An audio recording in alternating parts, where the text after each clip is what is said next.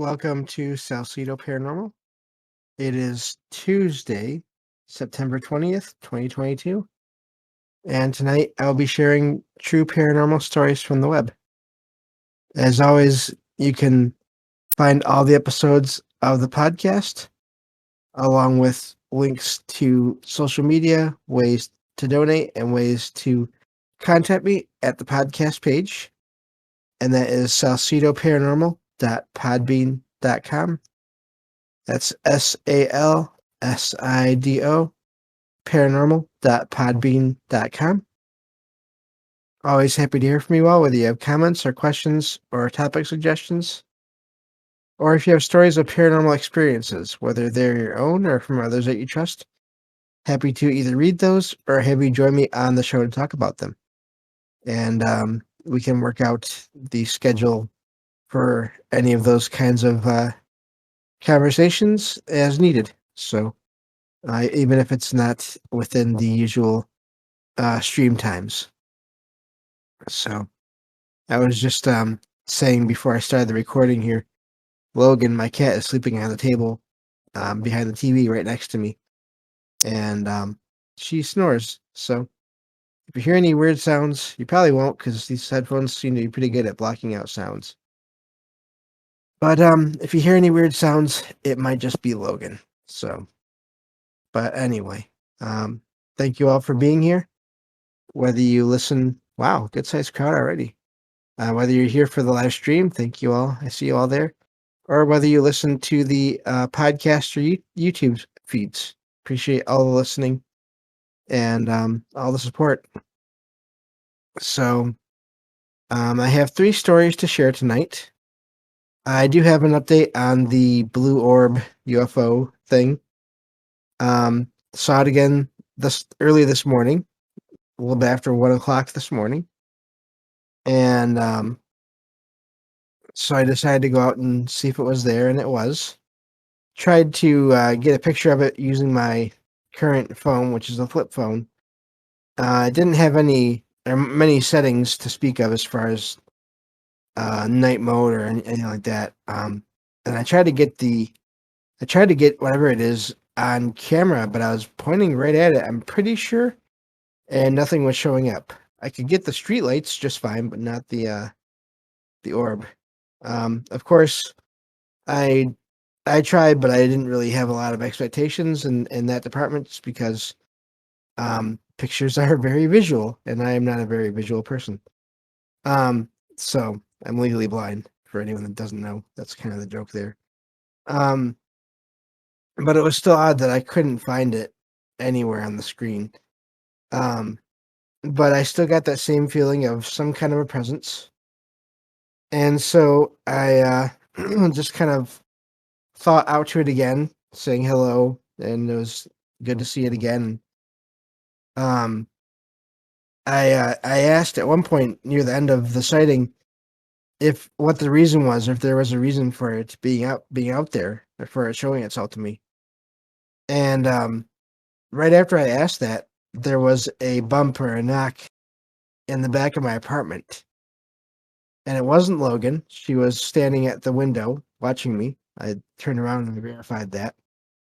And I don't know what it was, so I decided I better go in and make sure it's not someone trying to get in, which would be exceptionally rare around in this area, as far as I know.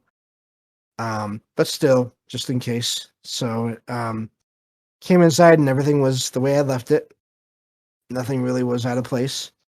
But yeah, really odd experience. Again, nothing negative about it. I didn't get any bad feelings.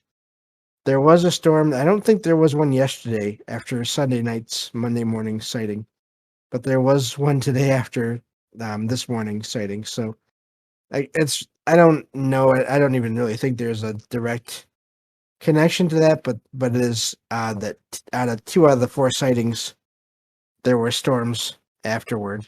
The first one was a bit more severe than this one. Just moved through and it stopped a little while ago. So, that's the latest on that. I find it really, really interesting that these started not long after Derek and I talked about doing a show on contact with aliens, whatever they may be, and we're planning on doing the show tomorrow night. And these last 2 nights, I've had sightings of something in the sky. So, um, really odd, but amazing. And I'm really, if this keeps happening every night, I mean, I'm just gonna eventually have to start summarizing everything and just mention it maybe once a week because it's just, it's I don't know. If it happens every night, then that really is going to be amazing. I just hope that hopefully there's more to it than just seeing the orb in a way, because at the same time as I get that presence, that feeling of presence, I also worry that maybe what I'm seeing is something that's natural.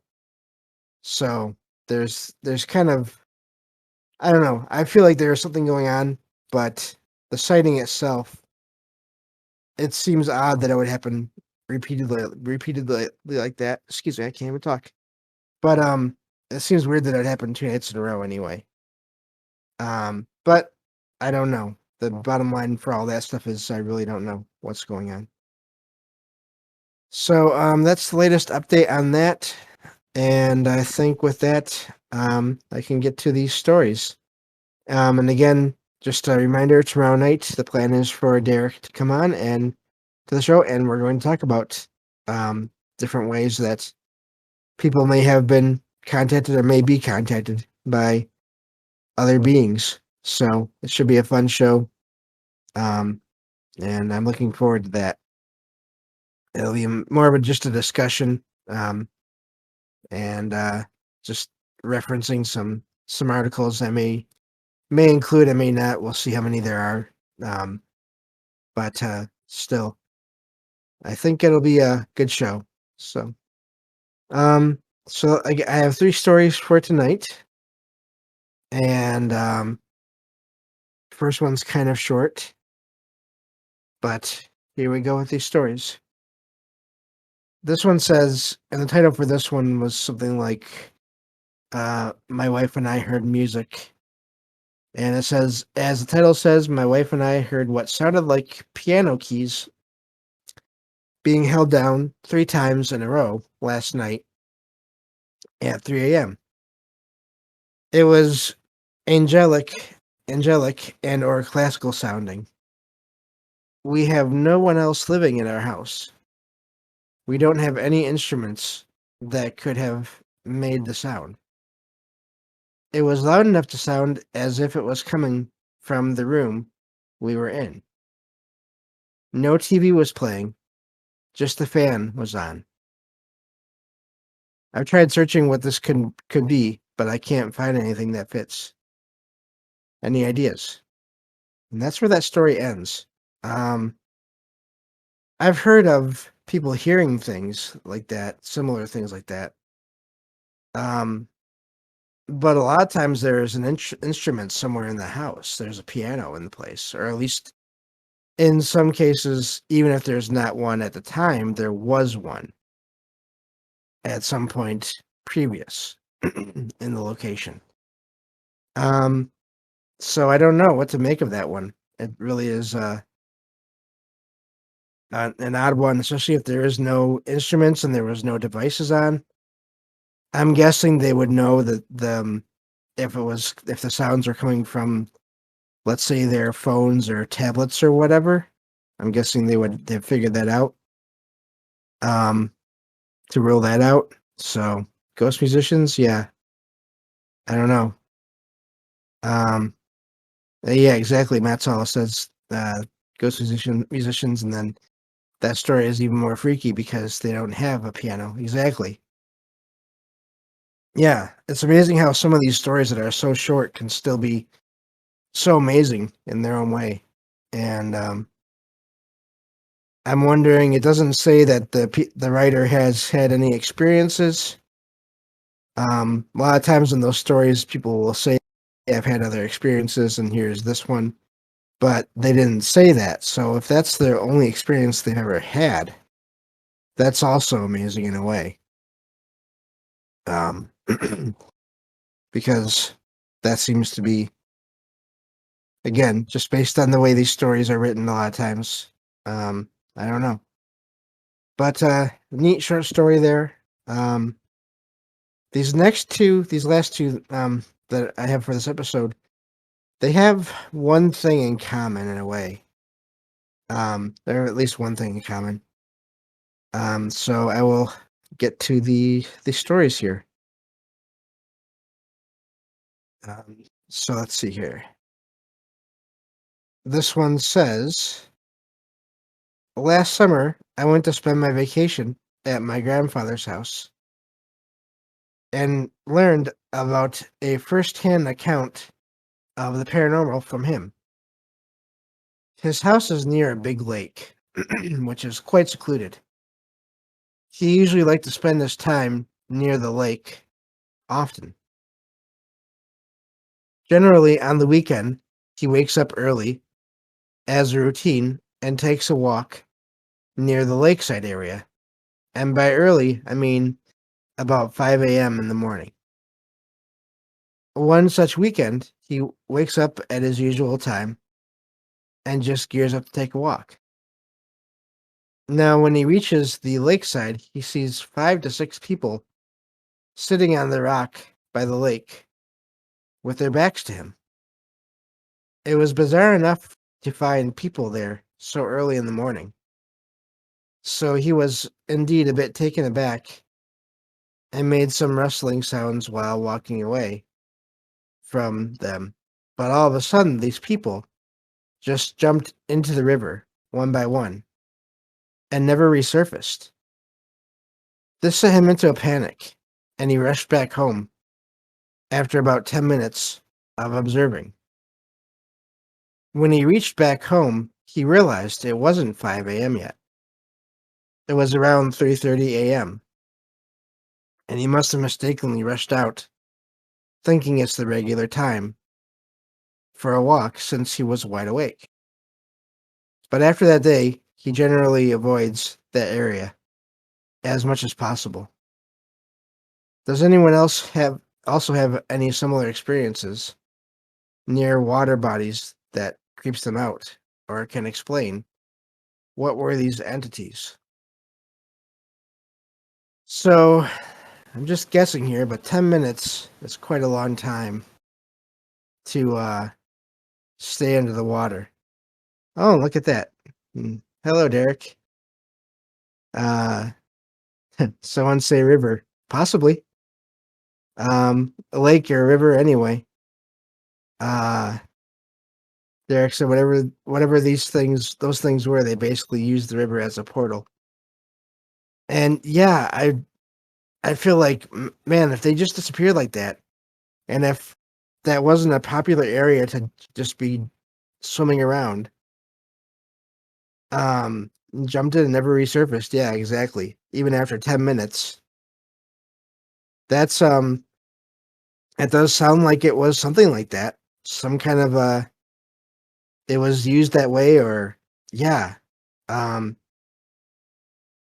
yeah, it's really really odd. I don't know, unless there's some, the only other thing I can think of is somehow, and I don't know what the residual or what the event will be to this, but there's some kind of residual energy where it's just an apparition of people going in, but still, it doesn't even make sense in that case.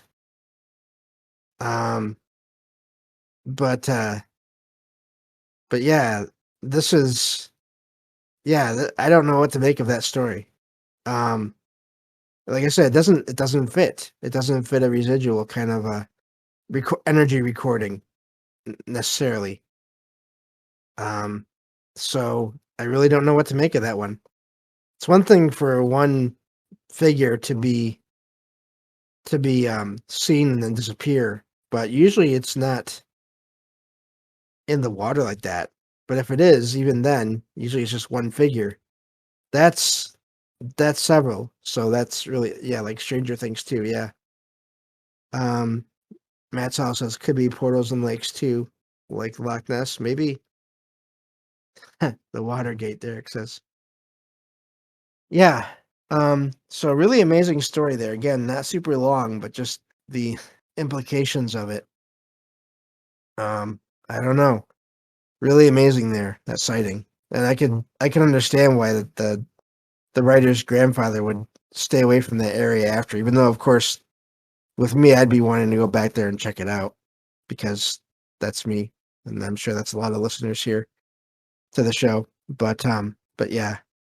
So I have one more story here. And let's see here. Okay, I lost my spot. There it is. So here's this last story. It says, as a young man, I loved to climb mountains. This is an amazing encounter that occurred to me on one climbing expedition. We had left a hut late one night. The intention was to summit a mountain in a single long push by climbing right through the night. To me, that just sounds dangerous. I'm just bring it out of the story here for a second. My gosh. Anyway, says it was bad weather in the middle of winter, and there was deep snow, and we were trying to find our way through a maze of crevices on a glacier. I remember the howling wind and clouds moving rapidly through the sky as the bulk of the mountain loomed over us.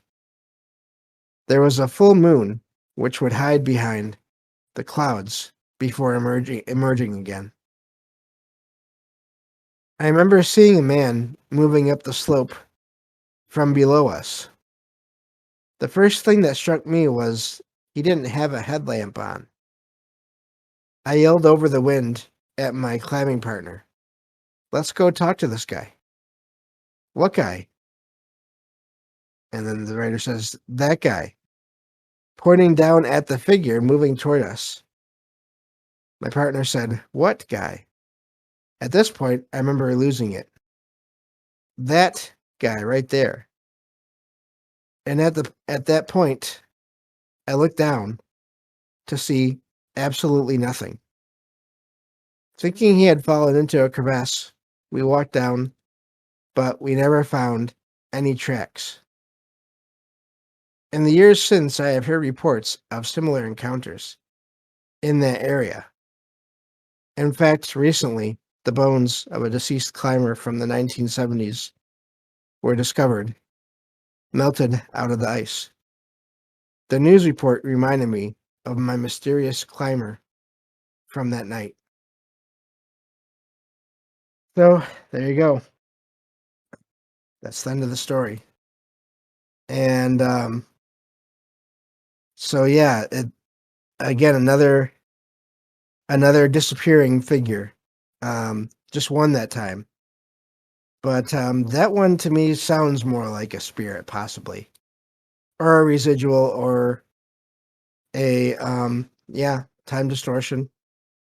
Hello, Apoc. There, I see you. Yeah. So, but just two stories in a row of figures just vanishing in one way or another, and again, snow basically still water.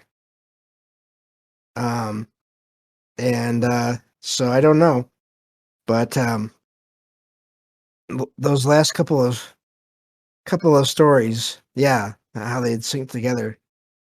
Um, and I wonder if there can be times where it's not so much a visual sighting or a visual experience. I wonder if sound can also just travel through some kind of an energy portal, and that can explain the first story where people just heard what sounded like three notes played on a piano, um, and loud enough where it was in the room with them, and they don't even have a piano in their home. So, really amazing stories this time, and found them all earlier today. And yeah, Derek, I wonder what the three notes mean. I don't know. It was at around 3 or 3:30 in the morning as well. So there's that as well. Threes with threes.